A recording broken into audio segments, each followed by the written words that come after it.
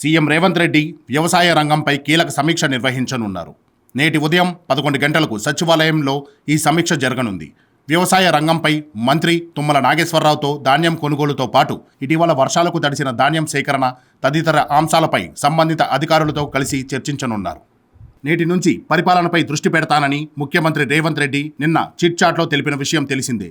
రైతుల సమస్యలు, గిట్టుబాటు ధరపైనే ఎక్కువ ఫోకస్ ఉండే అవకాశం ఉంది. రైతు పండించే వాటిని రేషన్ షాపుల్లో అందించే ఆలోచన చేయనున్నారు. మిల్లర్లు మింగి కూసుంటాం అంటే చూస్తూ ఊరుకోనని రేవంత్ రెడ్డి హెచ్చరించిన విషయం తెలిసిందే. త్వరలో కొత్త రేషన్ కార్డులు ఇస్తామని వెల్లడించారు కూడా.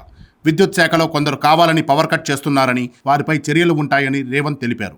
ఇప్పటి వరకు ఎన్నికలపై ఫోకస్ పెట్టిన సీఎం ఎన్నికలు అయిపోయాయి కాబట్టి నేటి నుంచి పరిపాలనపై పూర్తి స్థాయి చర్యలు ఉంటాయన్నారు.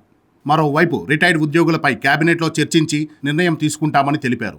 రుణమాఫీపై ఫోకస్, విద్యాశాఖ అన్ని హాస్టల్స్కి సన్నబియ్యం అందించే దిశగా మీద ఫోకస్ పెట్టనున్నారు. బీఆర్ఎస్ ఇచ్చిన సన్నబియ్యం కాదు, నిజమైన సన్నబియ్యం ఇస్తామని అన్నారు. త్వరలో బ్యాంకర్ల సమావేశం ఉంటుందన్నారు. ప్రభుత్వం రుణమాఫీపై చర్యలు తీసుకుంటుందని సీఎం పేర్కొన్నారు. రైతుల రుణాలు మాఫీ కోసం కార్పొరేషన్ ఏర్పాటు చేస్తామన్నారు.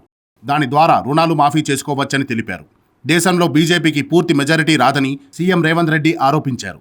బీఆర్ఎస్ ఎమ్మెల్యేలు సగం కాంగ్రెస్, సగం బీజేపీకి పోతే బీఆర్ఎస్ పార్టీనే ఉండదని విమర్శించారు. కాంగ్రెస్పై ఎవరు ఏం విమర్శలు చేసినా పట్టించుకోమన్నారు. తాము 13 సీట్లు గెలుస్తామని ధీమా వ్యక్తం చేశారు. ఈ ఎన్నికల్లో బీఆర్ఎస్కి కొన్ని ప్రాంతాల్లో డిపాజిట్ కూడా రాదని తెలిపారు. అసెంబ్లీ ఎన్నికల్లో తమకు పోటీ బీఆర్ఎస్ అని, పార్లమెంట్ ఎన్నికల్లో బీజేపీ పోటీ అన్నారు. రాజకీయాల్లో హత్యలు ఉండవు, ఆత్మహత్యలేనని బీఆర్ఎస్ అదే చేస్తుందని అన్నారు.